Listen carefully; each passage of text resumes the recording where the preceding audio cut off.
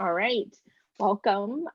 I am excited to be here today with some really amazing humans as we talk about the strategy for the Type 4, the Enneagram Type 4 archetype, as a way to really see the nuance and the diversity when we honor each of the different instincts. So Cody holding the self-preservation for, Taylor the social, Lizzie the relational for, yet that's probably shifted since we've done even the typing process together for each of you. So I look forward to seeing how that resonates and what feels true and what doesn't, and sort of the evolution of it all. So I'd love for y'all to take a minute and just introduce yourselves, where you sit in the world, what you do, before we dive in and talk about all things Type 4. Sure, I'll go first, Aaron. So I'm Cody. I'm a graphic designer by profession. I enjoy doing anything outdoors, active, hiking, biking, kayaking. I also enjoy video games, watching movies, that kind of stuff. Yeah, that's really all I can think of to say about myself at the moment. But if anything else comes up, I'll let you know. Sounds perfect. Thank you.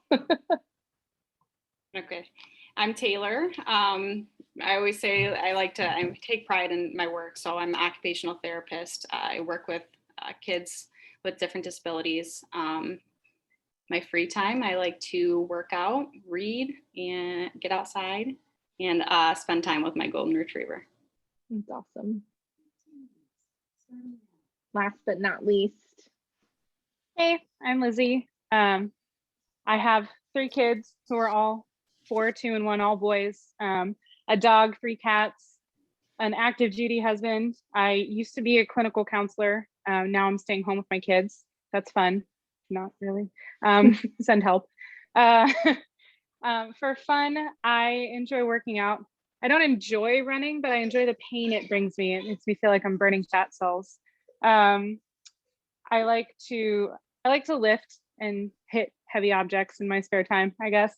And I struggle with anxiety, PTSD, and depression. And so I kind of crochet and knit those away. Very mind-numbing, healing work. I write a blog for funsies, kind of about my life as a stay-at-home mom and dog mom and mom to someone who is more important than me, which is something I struggle with. And I love to read. My library is huge. So nice to meet you all. Well, thank you for being here.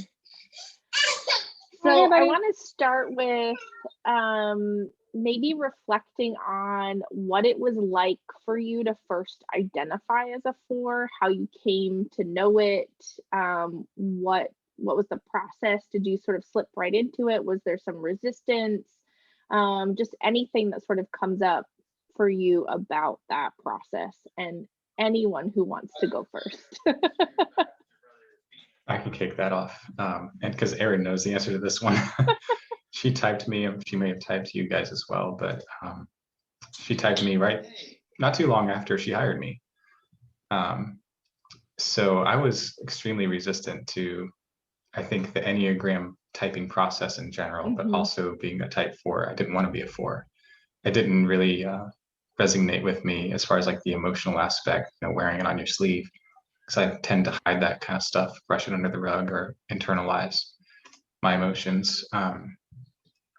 But when I started diving into, the subtypes and just the different nuances between all the varieties of Type 4, it did hit home eventually, and I kind of reluctantly accepted that. And yeah, I can totally see a lot of the aspects of the 4 in my everyday life, and I'm sure we'll get more into that.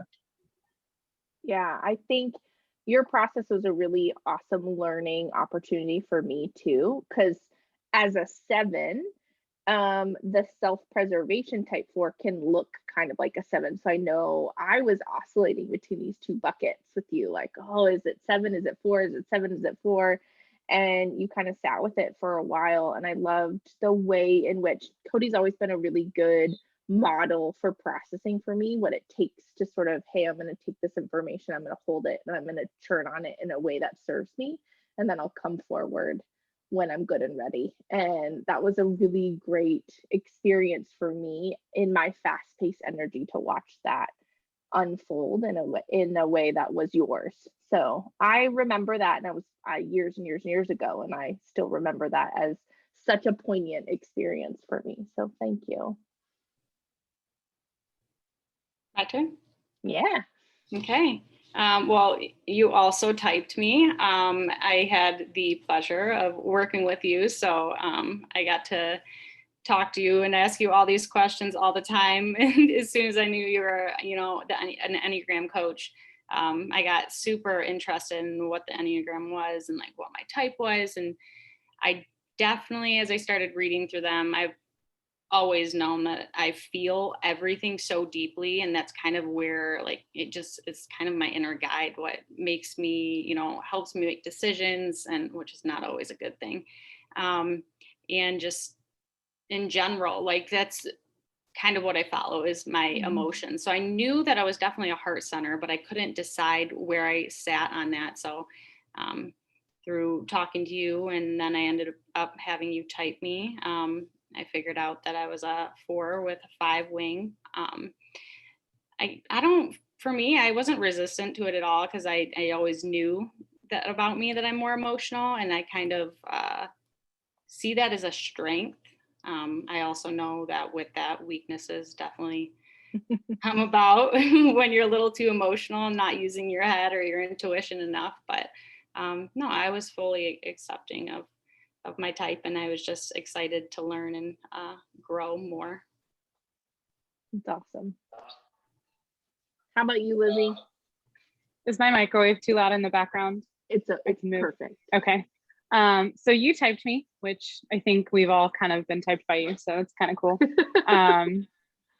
I remember talking to you about it, and when you sent me the full description, I read what a 4 was. I kind of felt personally attacked by how relevant the description was to my personality. It was kind of strange reading. It was like somebody had been watching me, and they wrote my personality qualities down to like the flaws, right, onto a piece of paper and then handed it to me. And I feel like it's kind of me to a T. I'm definitely like very highly motivated, unique, creative in a lot of ways. And if that's not channeled properly, I can be very inside my head with my emotions and very down on myself. And I'm definitely the relational 4. Like I like to relate to other people who, kind of, even if they don't feel the same way, who will listen and at least pretend to understand how I'm feeling or why I'm feeling a certain way. So I really appreciated knowing that, like, I mean, I am unique, but I'm also not alone in being kind of that way. So that was kind of nice.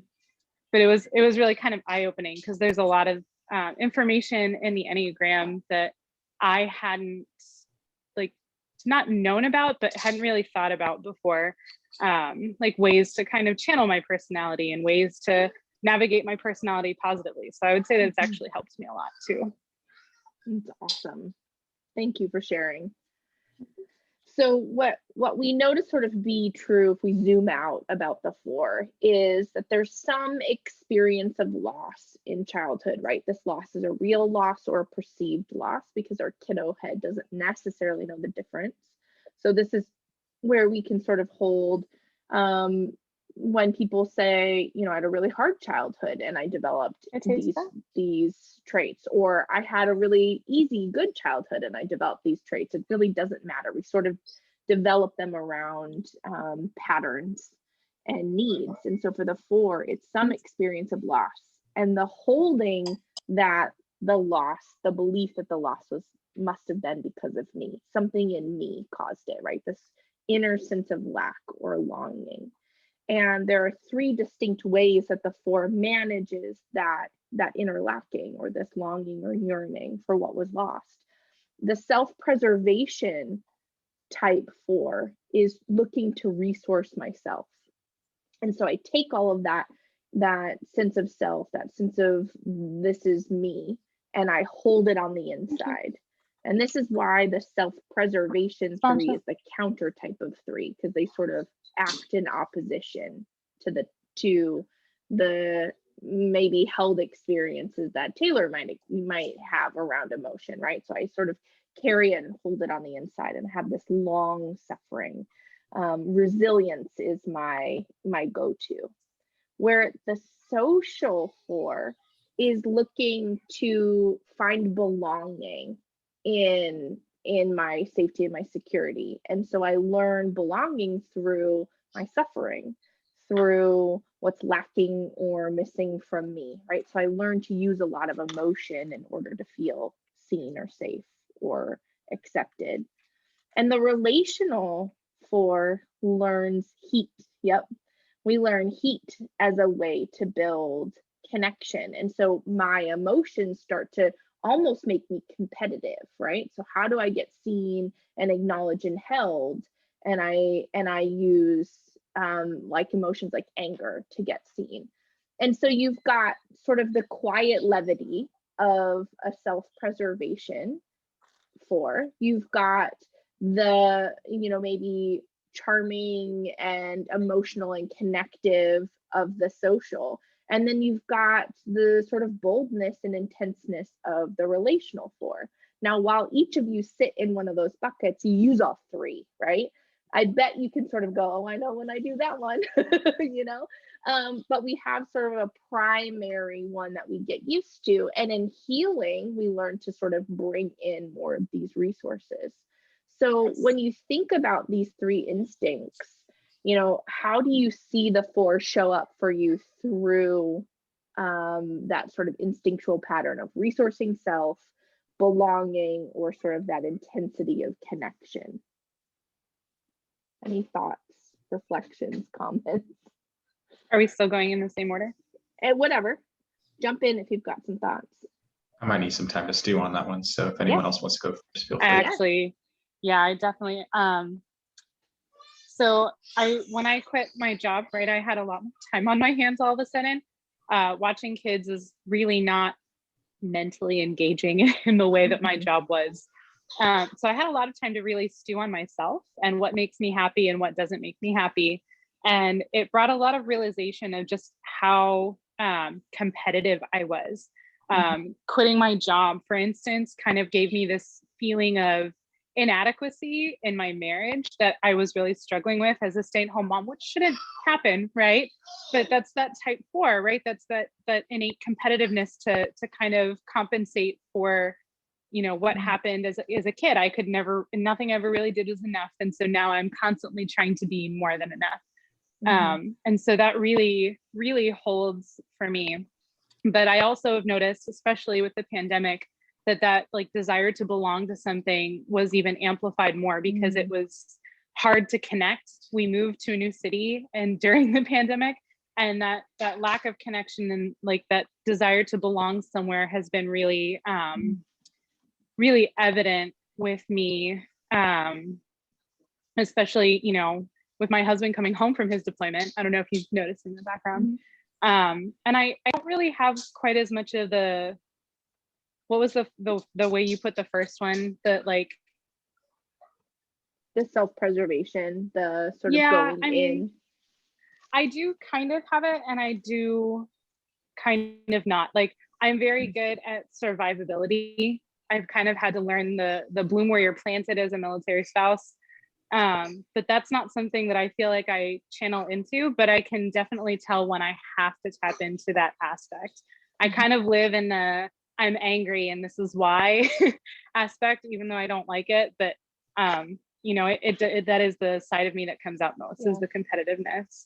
Sure. But I've learned to manage it with Enneagram tools too, which has been kind of nice. That's awesome. Taylor, I'm done. I talk too much. So no, you don't. Oh, you're well spoken. Yeah. So then I'm like, oh gosh, I don't even know what to say right now. You and me both. Yeah. I don't know. I just think it's hard for me too, because I'm like still figuring it all out. So to put it into words is kind of honestly hard for me. And I thought it would be easier than it is. And, but I'd say, so the 3 are belonging, connectedness, did you say?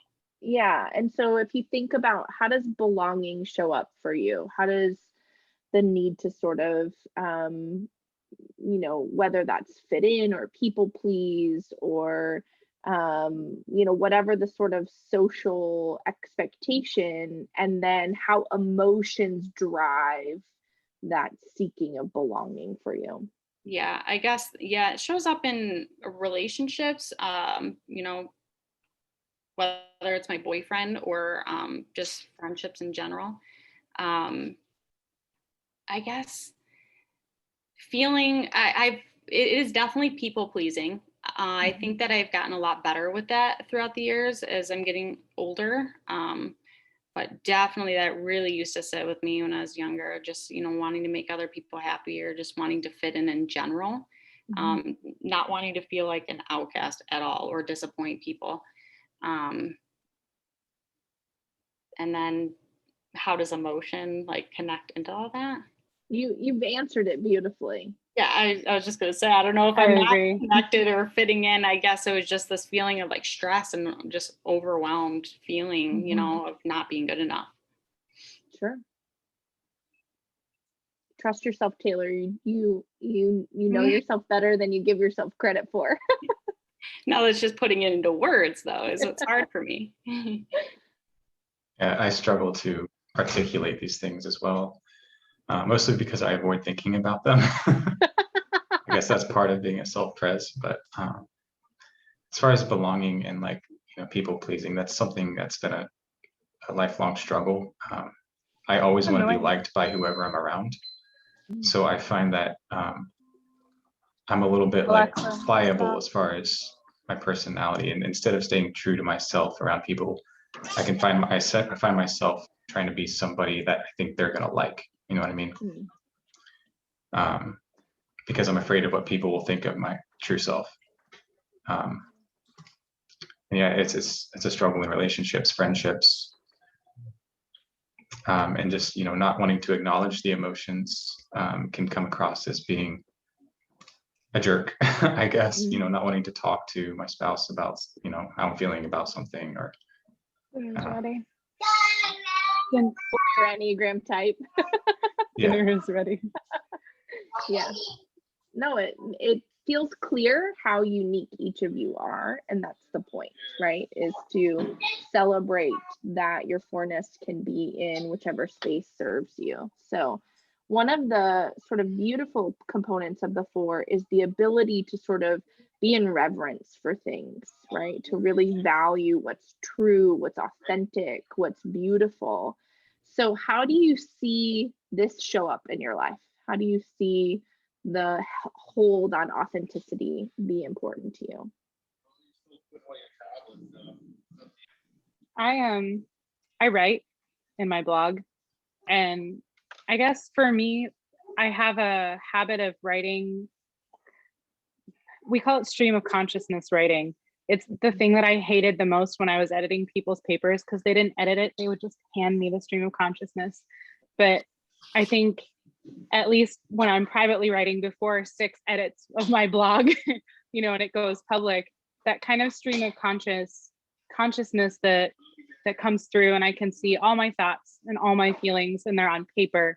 And it gives me the ability to kind of see how I see the world, which is something that a lot of people kind of miss the point of with writing, or even, just talking to someone else, or the work they do, or anything. Like, your unique worldview is kind of what makes up part of your personality.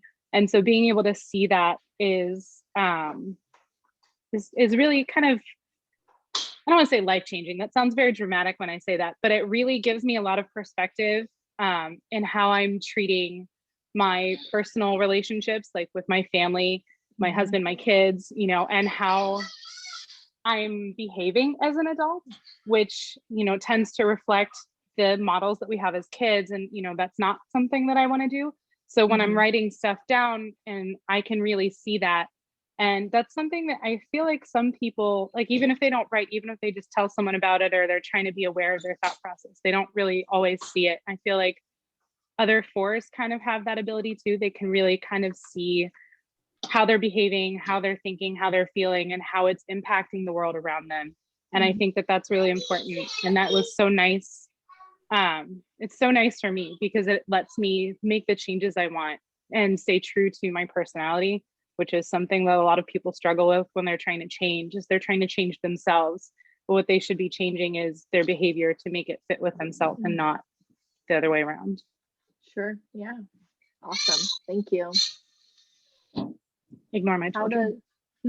How does truth or authenticity or, people or experiences being real show up for either of you, Cody or Taylor?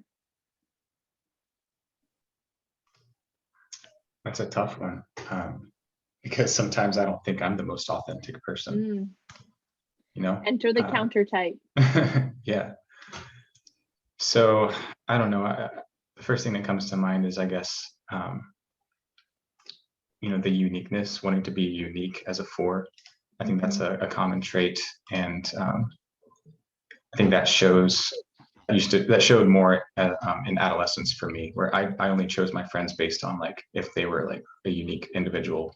I didn't hang out with the cool kids, the popular kids, mostly because I probably wouldn't have been accepted by those groups. So I gravitated towards people that were kind of the misfits, the outcasts.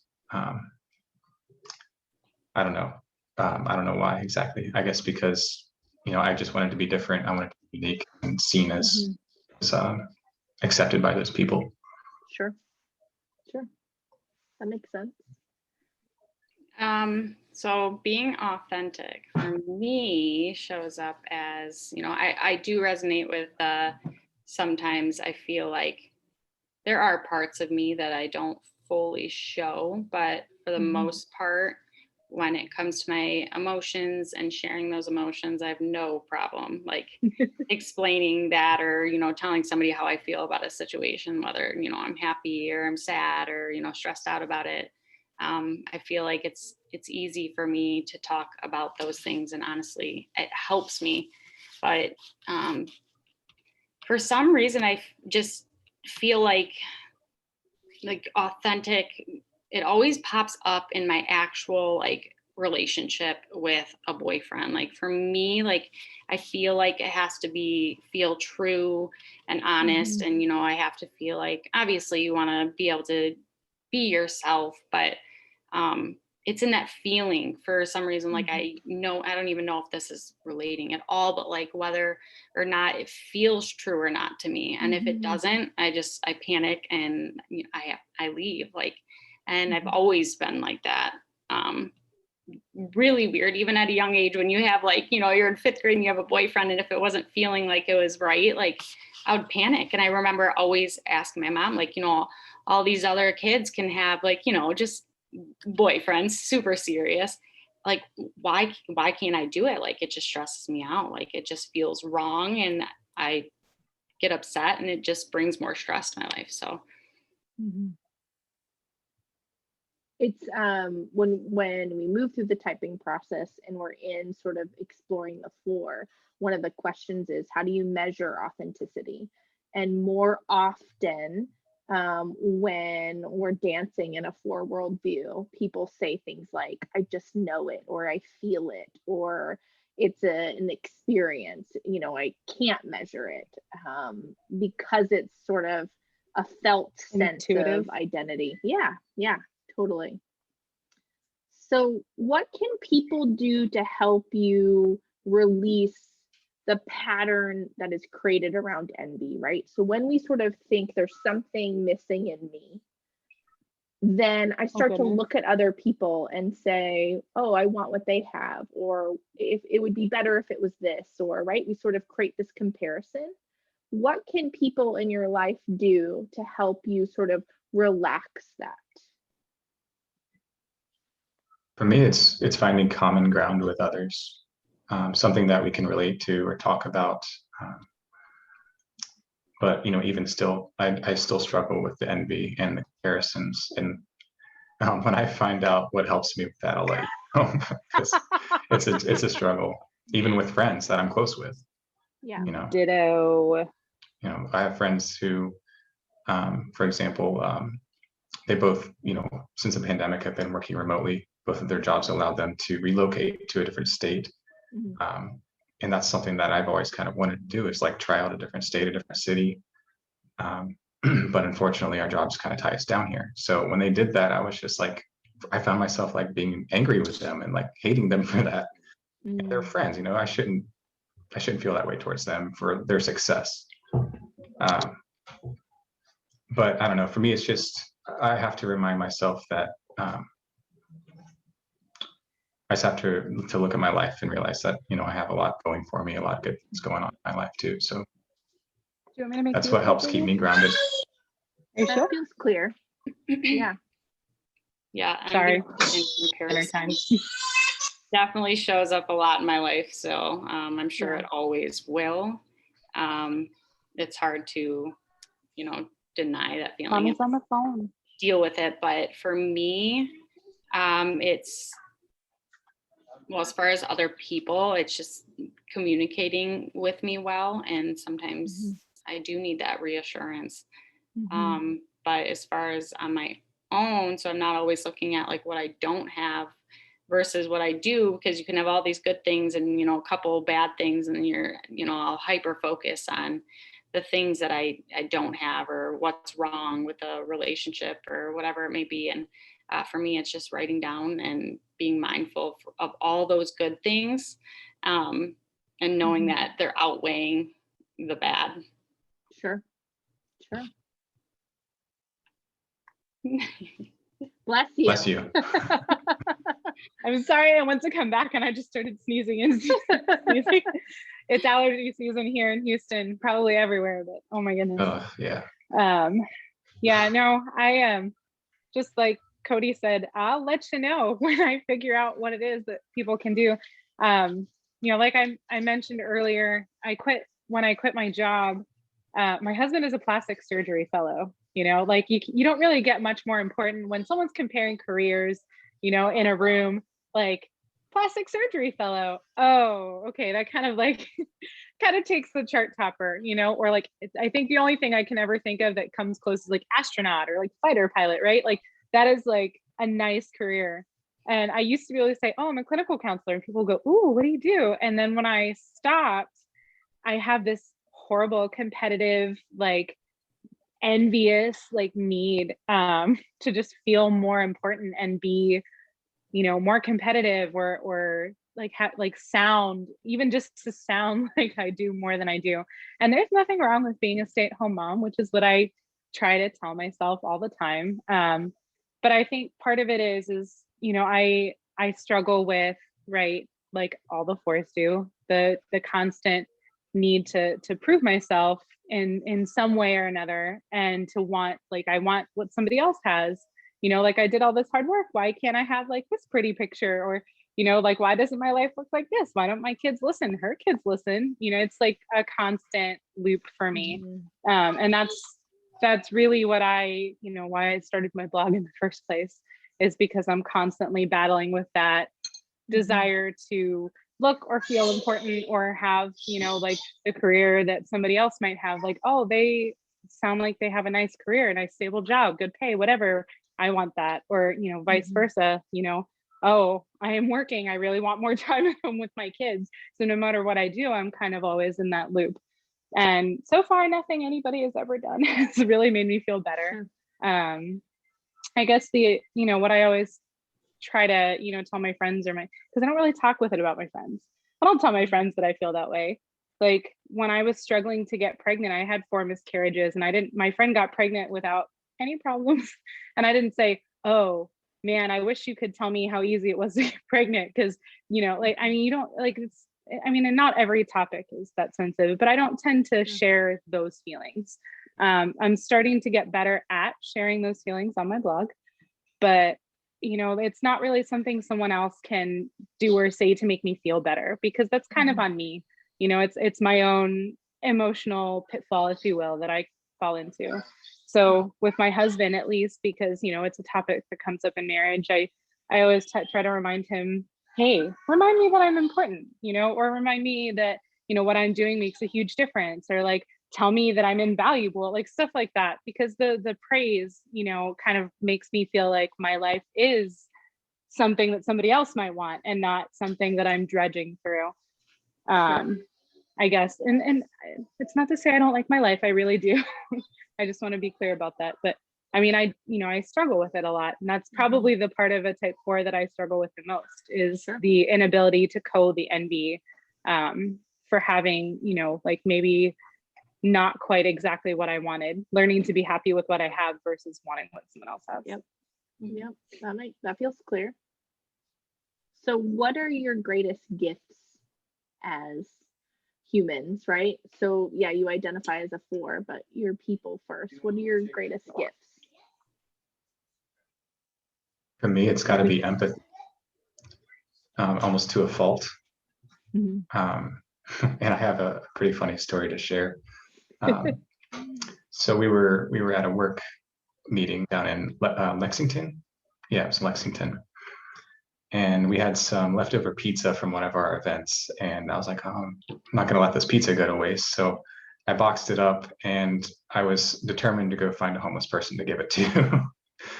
So I walk out of the hotel that we were staying at, and there was a few other people or coworkers with me.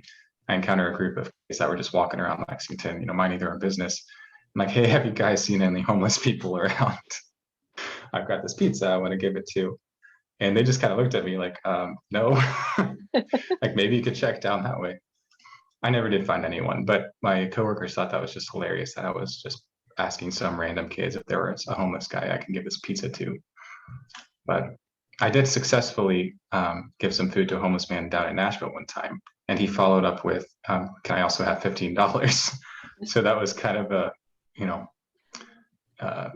discouraging thing to hear after what I thought was doing a good deed. He just wanted to buy a pack of ciggies or something. He didn't want my pizza. Empathy for sure. Connecting with others and being able to understand where they're coming from and kind of take everything into account. I never sit on one side, which is sometimes I feel like a weakness for me, is not being able to, you know, here's this situation. What side do I sit on? I kind of like take it all in, and it's hard for me to take a side, which is kind of, it's a good thing, but sometimes it's hard when you're supposed to pick a side, you know, and I'm seeing too many angles. But yeah, my biggest strength definitely would have to be empathy, especially in my job, and, you know, having to understand where, you know, these kids are coming from and how they're feeling and why they're acting the way they're feeling. I feel like it just comes so naturally for me to be able to connect with them and understand and really feel for them. So. How about you, Lizzie? I'm sorry, I'm gonna have to say empathy as well. Yeah, I feel like that's a keystone or cornerstone trait for an Enneagram 4, right? You know, especially as a clinical counselor, it was something I really needed. It's always been very easy for me to not only understand what other people are feeling, but sometimes to give voice to those feelings in a way that maybe they didn't really understand or they weren't capable of on their own. I've always been really gifted with words. Sounds really weird, like bragging when I say it like that, but you know, I've been writing for a really long time, and I've always been very good with the flowery speeches, the pretty words, you know, that kind of thing. And I think a lot of that comes from understanding a lot of the unspoken things in the world around me that can only really come from empathy. And being able to give a voice to that was really useful in my career, because sometimes, you know, you would have clients or patients who had all these feelings and were trying to voice them, and they couldn't find the right words, or, you know, they couldn't really understand what they were feeling until it was kind of fed back to them in their own words, but different. And then you could see the little aha light bulb go off, you know. And it really helps with kids too. Like raising kids, it's also helped me to give myself some grace, because I can understand how frustrating it is to not be able to voice, and trying to teach my kids to have a voice is really useful. Having empathy in that instance is really useful, because it lets me connect with like my own kids, you know, even as a mom, to try to help them learn to give themselves a voice so that maybe they're not stuck someday. So definitely my greatest gift, just like everyone else. So what's one thing you'd want people in your life to know when your type shows up, right? It's not you, it's me. That sums it up. In a good way or a bad. Right? It's not, well, both, right? Sometimes, you know, it's really good. You know, sometimes being able to help someone with as a 4 is really good. But a lot of the time, you know, I feel things so deeply, and a lot of people around me don't. And you know, that's okay. It's okay not to wear your feelings on your sleeve the way I do, just like it's okay for me to wear my feelings on my sleeve. And, you know, sometimes that's kind of a hard thing for a lot of people to process. That emotional vulnerability is not something that comes easy to most people. Or at least in my experience, most people struggle with it. So like, yes, while I am comfortable with it, I'm sorry if you aren't, you know, like, I'm okay with you not being comfortable with it. I'm still going to sit with you in that space, but please still sit with me in my space when I'm sharing these horribly vulnerable things, because I'm comfortable sharing them, because I'm comfortable feeling them, you know? Sure. Yeah, beautiful. I hope I can get to that point, Lizzie, because that's something I struggle with is sharing. And I can come across as, shutting down or just being introverted or antisocial, because when I start feeling that way, I just internalize and kind of shut down. And in social situations, that doesn't look good. So yeah, I think that I would just echo what you're saying. And if anybody, if I had to tell anybody what was going on, just say it's me, it's not you. Yeah, I'm still getting to that point of figuring that out, really how to explain it to other people. But I don't know, I guess now I just lost my train of thought. I had something to say. Yeah, no, I totally just lost what I was going to say. All right. If it makes you feel better, I sometimes have to remind myself when not to share, because I have become so comfortable expressing and sharing my feelings that they tend to scare or make other people very uncomfortable. So, I mean, double-edged sword, right? You either can't share, or maybe you share too much. I feel like that's a 4 curse.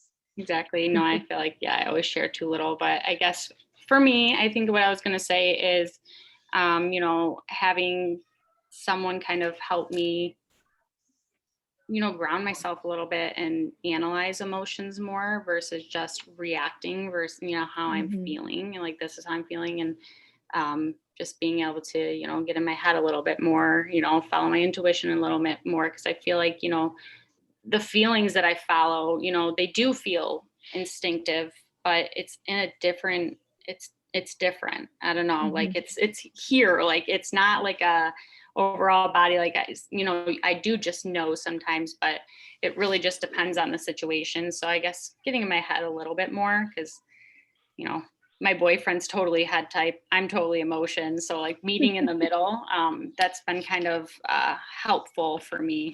But I do also tend to, if I'm a little overwhelmed by a feeling and I can't really figure it out, I do tend to retreat or shut down a little bit. There's a knife over here. To figure out that emotion. Yeah. Well, you all 3 do a beautiful job representing the spectrum with which we manage these feelings, and there's no right way to do it. And that's exactly what I wanted to accomplish, is for people to see.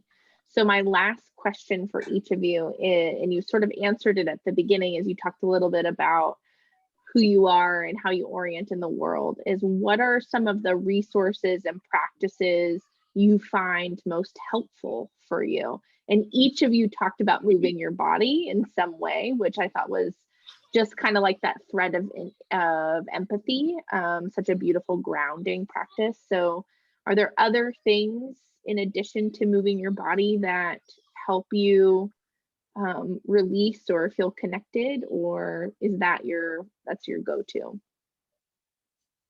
Are you gonna go? Oh, go ahead. I better go before I forget what I was going to say. For me, it's getting outside in nature. I feel like it slows me down and it helps me connect a little better and just kind of calm myself, calm my emotions. So getting outside in nature, hanging out with my dog, and socializing with people. Because sometimes I don't feel like going out to do these things, even if, like, say I've stayed home all week and I'm like, that doesn't even sound fun to me. But sometimes once I go out and do these things, like it helps me because I'm connecting with other people. I'm not thinking about so many things, about my emotions. So that helps. Oh, awesome. Same here, Taylor. Hiking, just being outdoors, because a lot, like you said, it just helps quiet your mind. And when you're outside and taking in the beauty of nature, it's hard to think about how bad you're feeling. Mm-hmm. But also for me, I found it to be extremely helpful to essentially just look at things from another perspective. I know that sounds really generic, but if you put yourself in somebody else's shoes for a moment, somebody that might not be as fortunate as myself, or maybe they're more fortunate, or just have a different outlook on life. Just seeing things through somebody else's eyes can a lot of times help just put things in a different perspective when I'm overwhelmed by the emotions and not thinking logically or critically. Mm-hmm. I used to give that same advice to a lot of my clients. You try to put yourself in the shoes of whoever you're interacting with when you're struggling to interact with them. Exactly. Oh yeah, it's my turn, huh? So I'm allergic to the outdoors. I like to try to be outdoors, but a lot of the time that leaves me unable to breathe and my throat is swelling and I have hives and, fun stuff, fun times. So I do like to exercise. I like to hit things. It's very cathartic, but usually I try, like, I channel a lot of that. Like, it's almost a restlessness, right? For me anyway. I channel it by trying to dissociate from the world in a lot of ways. And it's very grounding for me to pick up knitting needles or a crochet hook or sit down at my computer and write, or even a journal. I like to handwrite. I like to practice penmanship, which is becoming a lost art nowadays. But I like to, as much as I like to write my blog, I actually write fiction. I write novels for fun. I won't publish poetry and short stories, but haven't published my great American novel yet. But I do write them. I write about different worlds and about complete fantasy. It's not even anything remotely close to this world, because it's really nice to completely disassociate from everything going on in my life, in the world, and be somewhere else. And especially lately, in case you hear my kids yelling in the background, I really need that sometimes, because they're very close in age and they all kind of tend to feed into each other. So one's crying or upset, the other two start crying and being upset. And that ability to dissociate and to step away is really good for me, because I tend to also feed off of their emotions. I don't know if you guys have that problem, but as a 4, I tend to feed off of the emotions in the room as well. And it can be hard to dissociate myself from the emotional environment of a space, as well as, just having my own, like, feeling everything. So I would probably say kind of a mixture of a lot of things. But I tend to read, write, crochet, or exercise, or knit the most. Like, those are the big 5, right?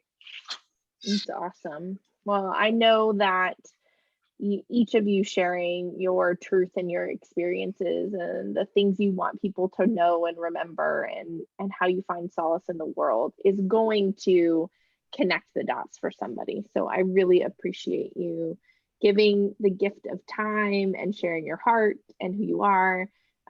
You're lovely, lovely people, and I'm lucky that our paths have crossed as many times as they have. So I just really appreciate your time. So thank you. Thank you. You're welcome. It's been lovely speaking with all of you. Yeah, I feel like it's helpful for me. You. Yeah, seriously. All right.